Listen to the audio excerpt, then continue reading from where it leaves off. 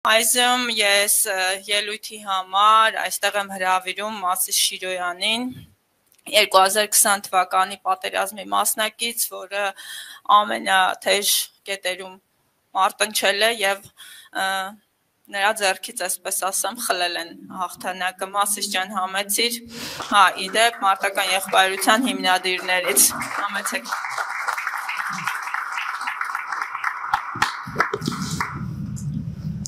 Շնորհակալություն նախ, ես կցանկանամ այս առաջի երթին ողջունել մեծ հաղթանակ բերած մարդկանց, ովքեր որ այստեղ են, Հրաչ Աբգարյան, Սամսոնը Խաչատրյան, Արաբոյի Մանվելը, Լևոնը նոր այստեղ է, բոլորին ցանկանում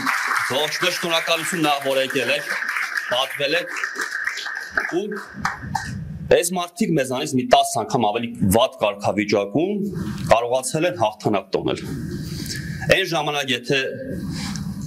ու Էդիկա Արաքելյանի իմիջիայլոց, որը որ բազմաթիվ մեծ աշխատանք է կատարել ու վերլուծել է առաջի Արցախյանը, համեմատել է երկրորդ Արցախյանի հետ ու ապացուցել, որ 10 անգամ ավել Ադրբեջանը ուժեղ է եղել առաջի պատերազմի ժամանակ, այսինքն 1-10-ի հարաբերությամբ է եղել, սովետական միությունից ստացած ժառանգությունը 1-10-ի է եղել, այս անգամ 1-3 էր ու քաղաքական կամք չկար։ Դրա համար կամ քաղաքական կամք չկար, կամ ի սկզբանե միտում կար, որ տանեին պարտության։ Հիմա ցանկանում եմ իշխացնել, որ պայից սկսեցիք, օրինակ մեզ լսողներին նաև ովքեր որ դիտում են, որ պայից սկսած որոշեցին, որ մենք թույլ ենք։ Իմիջիայլոց կներեք Սամվելին չներկայացրեցի հատուկ գնդի, փոխգնդապետ ում տղա նույնպես ճորականում է ծառայել, գնդապետ, փոխգնդապետ, կարծեմ հիմա բանակում չտման մարդկանց տեղ չեն տալի։ Մեր ավակ ընկերներն են ու մեզ 20 թվականի պատերազմից հետո հետևողական կերպով համոզում է, որ մենք թույլ ենք։ Կհիշեք 20 թվականի նոյեմբերից հետո Հայաստանում մեծ դիմադրություն կար ու մարդիկ չէին ընկալում, որ իրենք թույլ են։ 21 թվականն էլ չեն ընկալել։ 22 թվականն էլ, երբ որ ջերմուկում դեպքեր տեղի ունեցավ, էլի չէին ընկալում, որ թույլ են։ Բայց դա հետևողական բոլոր լրատվամիջոցներով, չգիտեմ, YouTube-յան ալիքներով, առավոտից իրիկու տարբեր տեղերից մեզ համոզում են, թե երբ է պետք հանձնվել, երբ է պետք գնալ խաղաղության Ադրբեջանի ծրագրով ու հիմա հասել ենք մի կետի, որ սկսել են շատերը հավատալ, որ հայերը թույլ են։ Ու ինչ են անում այս պահին հայ ժողովրդի հետ նախ փորձում են ինքնությունից կտրել։ Այսինքն հայ ժողովուրդը 3 կետ կա, որտեղ որ ամբողջ աշխարհի հայերը միաձայն են։ Այսինքն տարաձայնություններ չկան։ Առաջինը դա բոլոր հայերը իրենց նույնացնում են Արարատի հետ։ Այսինքն դա հոգևոր կապ է, ամբողջ աշխարհի հայերը, սա նորություն չէ, էլի։ Ու հիմա դրան են խփում։ Երկրորդ բանը հայ առաքելական եկեղեցին է, որ այսօր նույնպես դատապարտել է Միքայել Սրբազանին քաղաքական հայացքների համար ու մարտական եղբայրությունների աջակցություն է հայտնում Սրբազանին ու համարում է, որ դա քաղաքական բռնաճնշում է։ Դա Միքայել Սրբազանի նկատմամբ չէ իրականում։ Դա առաքելական եկեղեցու նկատմամբ է։ Այսինքն դա անձերի շուրջ չէ։ Ալիևի Փաշազադեի պահանջով փորձում են հայերին իրենց ինքնությունից կտրել, այսինքն իրենք հասկանում են, որ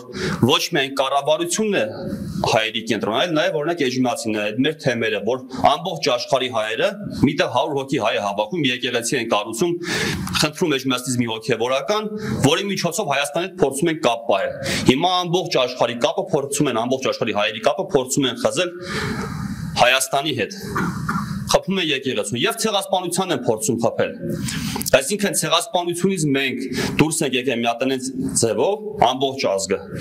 որ համաշխարհային ազգ ենք դարել ու դա օգտագործել ենք որպես ներուժ։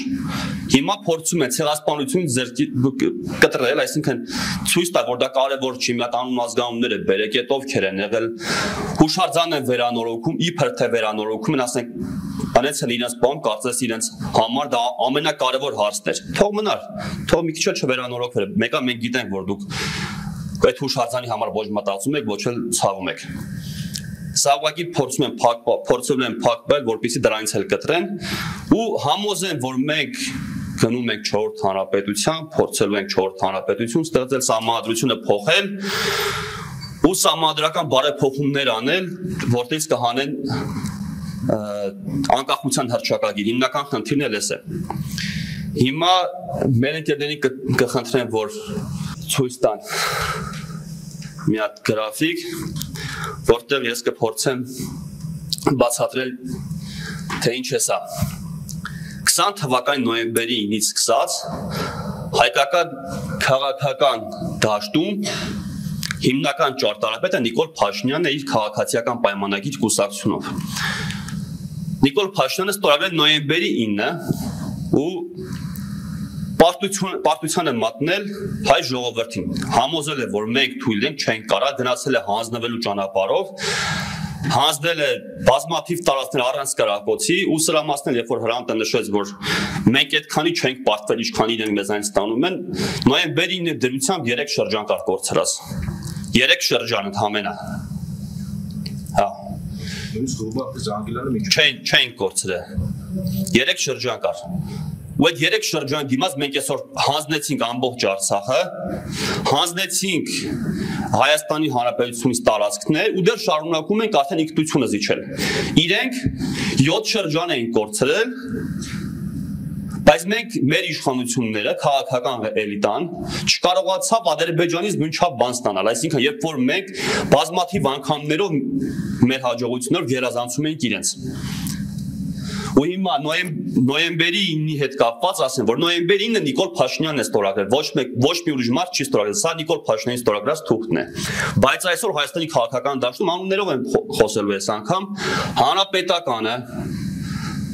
Հայ ազգային կոնգրեսը, Լուսավոր Հայաստանը եւ Դաշնակցությունը։ Իրենք այս օրակարգից դուրս չեն։ Իրենցից ոչ մեկ, որևէ անգամ նույնիսկ անձնական խոսակցությունների մակարդակում, երբ որ հանդիպել ենք, խոսել ենք, ոչ մեկ նոյեմբերի 9-ին դեմ չի արտահայտվել։ Այսինքն նոյեմբերի 9-ը սա Հայաստանի Հանրապետության պարտության ընդունումներ, միջանցքի տրամադրումներ ռուսական տարբերակով ու ռուս-թուրքական տարբերակով։ Իմիջիայլոց, մինչև հիմա Նիկոլ Փաշինյանը հետ չի կանչել ստորագրություն, այսինքն գործող փաստաթուղթ է, որի արդյունքում տրամադրվելու էր միջանցք Սյունիքով դեպի Նախիջևան։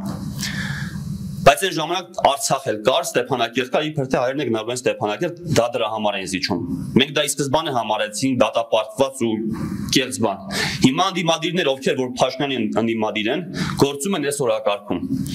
Երկրորդ թեման ինչը որ Փաշինյանը գցել է դաշտ ու շատերը հիմա այս մրցավազքում Փաշինյանի փորձում են մրցել, բայց սա Փաշինյանի օրակարգն է։ Սահմանադրական փոփոխություններն են։ Իմիջիայլոց մեր ընկերներից չգիտեմ, իսկ կարան ստեղ է գնաց, հա? Գնաց։ Հա։ Կարեկին իսկ կարան ստեղ նժար նախաձեռնություն է սահմանադրական փոփոխությունների, իրենք բոլորը խոսում են սահմանադրական փոփոխություններից, այսինքն որ պետք է սահմանադրական փոփոխություններ։ Ստեղծվել իմ հասարակություն դրա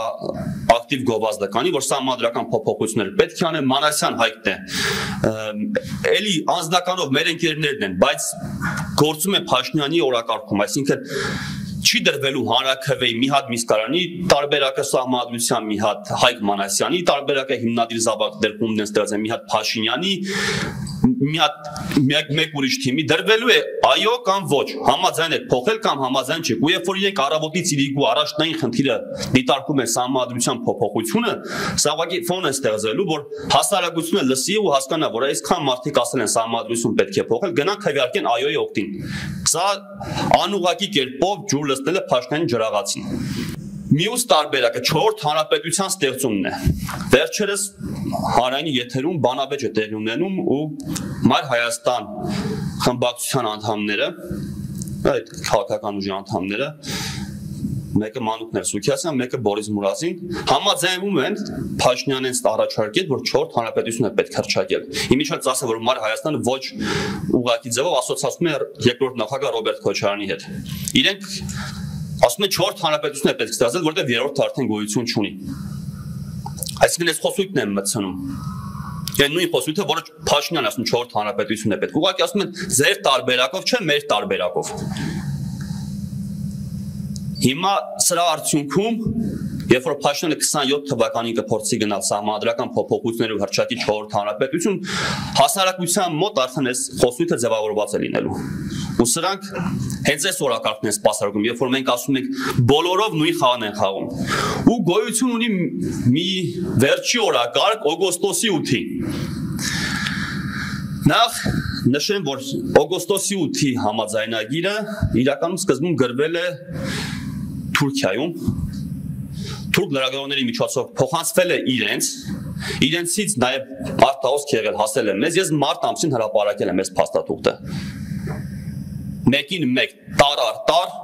դա բռնել է։ Մեր լրատվական դաշտը փորձեց ցույց տալ, որ ինքը չի նկատում, ուղարկել են նաև հորդորել են, որ իրենք էլ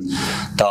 տարածեն, թե ինչ է մեզ սպասվում, ինչ օրակարգ է դրված, այդ բոլոր կետերը իբր թե ամերիկյան, բայց ամերիկան այնտեղ ուղղակի վկայի կարգավիճակ ունի, իսկ հիմնականում թուրքական է, դա է թուրքական միջանցն է, թուրք-ամերիկյան միջանց կարող ենք ասել, այսպես է Թրամփի ճանապարհը, որին որ մարտական եղբայրություն միաբանություն նույնպես դեմ է, այսինքն երբ որ մենք ասում ենք ռուսների միջանցքին դեմ ենք, դա չի նշանակում մի տարբերություն բազմաթիվ այլ ուժերի, որ Ամերիկայի կամ Եվրոպայի միջանցքին կողմ ենք լինելու, մենք առհասարակ սրանից փորձում ենք դուրս լինել։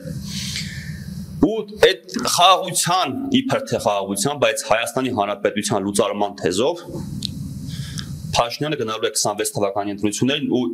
աջակցություն է ստանալու նաև այլ քաղաքական ուժերից, ովքեր որ առավոտից իրիկու գովերքում են։ Դա Հանրապետություն կուսակցությունն է, որի հետ ես ցավոք կար ժամանակ ճանապարհ եմ անցել ու ափսոսում եմ դրա համար, որովհետև պատերազմից հետո այլ խոսիք ունեի։ Բաբաջանյանն է հանուն Հանրապետության կուսակցությունը, Քրիստոնյա ժողովրդավարական կուսակցությունը, Հայաստանի եվրոպական կուսակցությունը, այս բոլոր կուսակցությունները իրենք օգոստոսի 8-ի, այսինքն թուրք-ամերիկյան միջանցքի կողմնակիցներ են 4-րդ Հանրապետության, ու այս բոլորով գտնվում է մի համակարգի մեջ։ Օբյեկտիվության համար ցանկանում եմ նշել, որ Հայաստանում կան համակարգից դուրս այլ ուժեր։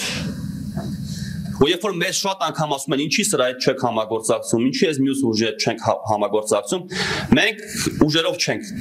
առաջնորդվում, այսինքն սրա հետ կարելի է սրա այս մեկը մի քիչ տեսքը լավ է, չեն մեկը լավ է խոսում, նրանց հետ համագործակցենք, այլ ինչի շուրջ համագործակցենք, առաջնային ու երկրորդային հարցեր կան։ Չենք ասում, որ սահմանադրությունը լավագույնն է, բայց դա առաջնային հարց չի, որ ինչպես ոմանք են բերում առաջնային օրակարգ։ Ազգային ժողովրդական բևեր, նույն Սասնա Ծերերը բազմաթիվ են ասում, ինչի չեք համագործակցում ԱԺԲ-ի հետ։ Մի պարզ պատճառը, որովհետև իրենք փրկություն արևմուտքի ուղղությամբ են տեսնում, ասում են պետք է լավ բանակցենք, լավ դաշնակիցներ ձեռք բերենք, իդեմս ԱՄՆ-ի, ճիշտ է, նոյեմբերի 9-ին դեմ են։ Օգոստոսի 8-ի պայմանագրին չեմ տեսել, որ դեմ եղած լինեն, որտեղ իրենք արևմտամետ են, այդ ուղղությամբ են դիտում փրկությունը։ Միգուցե եւ հետո դեմ հանդես գան, չգիտեմ, բայց ներկա պայն, այս պայն որ ժողովուրդն դեմ չեն արտահայտվել։ Ուժը դաշնակիցներ կընտրեն, հետո լավ կլինի։ Ի տարբերություն դրա գոյությունը Շանթ Դաշիկը Շանթ Հարությունյանի գլխավորության, որը որ ներկայացնում է առաջի հերթին անկախականություն, այսինքն համար մեկ բանը անկախությունն է։ Երկրորդը, որ արժեքներն են, այսինքն արժեքները պետք է վերականգնվեն, նոյեմբերի 9-ը պետք է չեղարկվի ու ստեղ նաև մարտական եղբայրություն միաբանությունն է, շուտով նաև մենք երբ որ ստեղծենք ձեր հետ միասին, ձեզնից ովքեր որ կցանկանանք մասը կդառնան մեր կուսակցության ու միասին առաջ կգնանք նաև կուսակցության ֆորմատով, այդ ազգային հեղափոխություն կուսակցության մասն է խոսքը, ստեղծվելիք։ Մեզ համար նույնպես առաջնային անկախությունն է, այսինքն անկախությունը վեր է ամեն ինչից, դա չի քննարկվում, չի սակարկվում, դեմ ենք ինչպես նոյեմբերի 9-ի համաձայնագրին, այնպես էլ օգոստոսի 8-ի այդ հռչակագրին, այսինքն այդ միջանցքային տրամաբանությունից ու արտաքին աշխարհից փրկություն սպասելուց մենք դրանից դուրս ենք, ու մենք համարում ենք, որ սեփական ուժերի վրա հենվելով հնարավոր է հասնել հաջողության։ Հնարավոր է հասնել հաջողության, այնպես ինչպես ես սկզբում նշեցի, մեր ավակ ընկերներն են ժամանակին հասել հաջողության։ Իրենք սեփական ուժերի վրա հենվելով հասել են հաջողության, դրանից հետո ձեռք են բերել դաշնակիցներ։ Հայաստանի Հանրապետություն դրանից հետո է ունեցել դաշնակիցներ։ Այնպես չէ, որ պատերազմի սկզբում մենք դաշնակից ենք ունեցել։ Ու այդ ժամանակ շատերն են փորձել Հայաստանի դաշնակցել, հարաբերություններ ստեղծել։ Հայաստանը այն ժամանակ համարում էր դեմոկրատիայի կղզյակ, Եվրոպայի հետ էր բանակցում, միևնույն ժամանակ Ռուսաստանի հետ, այսինքն երբ որ դու սուբյեկտ ես, քո հետ հաշվի են նստում։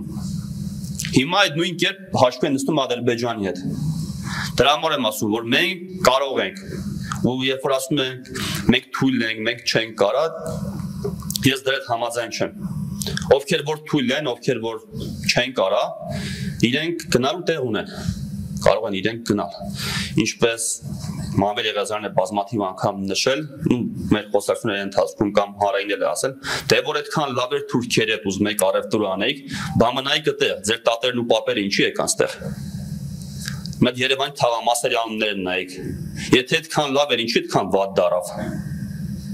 800 տարի հայերը առևտուր են արել թուրքերի հետ։ Վերջում ճորտ են դարել ու ցեղասպանվել։ 200 տարի ռուսների հետ են փորձել հարաբերություններ կառուցել, հենց նույն ձևով։ Կաթողիկոսներ են սպանվել, դպրոցներ են փակվել, չի ստացվում։ Մինչև չունենանք մենք անկախ պետություն, ու Ռուբենը լավ նշեց, Ռուբենը կարն է իրավունքի հետ կապված։ Տարածաշրջանում մեզնից ավել իրավունք ունեցող չկա։ Եթե իրավունքներից ենք խոսում, մեր իրավունքները բոլոր իրավունքներից առավել է։ Այսքանը մնացած ավելի մանրամասը մեր առաջարկությունների մասին կներկայացնեն մեր ընկերներու հարց ու պատասխանի միջոցով էլ կփորձենք նաև շարունակել այս խոսակցությունը։ Շնորհակալություն։